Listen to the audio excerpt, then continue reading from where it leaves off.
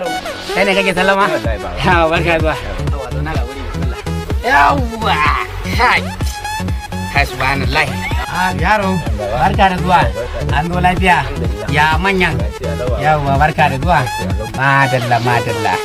yawa wato baba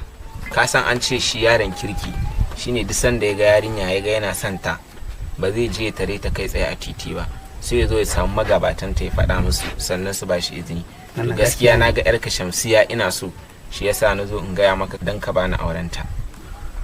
kai amma na ji daɗin wannan magana wallahi ba karin murna ne ba kai wannan me nake gani yaro ka zo neman auren yata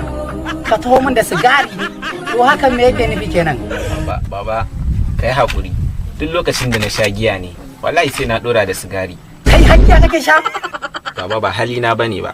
idan na je gidan rawa ne nake sha tare da abokaina wallahi kai har gidan rawa kake zuwa baba a gaskiya da bana zuwa wallahi fitowa ta daga gidan yari ne na fara zuwa wallahi har gidan yari an kai ka baba wallahi kaddara ce ta kai ni dan nayi rugurugu da wani mutumi ne wallahi shine aka kai ni gidan yari har mutane kake ragargazawa amma ka zo neman auren yata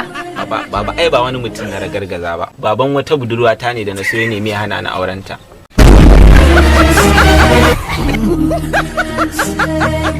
to maraba da zuwanka kai wallahi na ji daɗin wannan abin yaushe ne zaka turo magabatan naka a zo a yi magana da wurwuri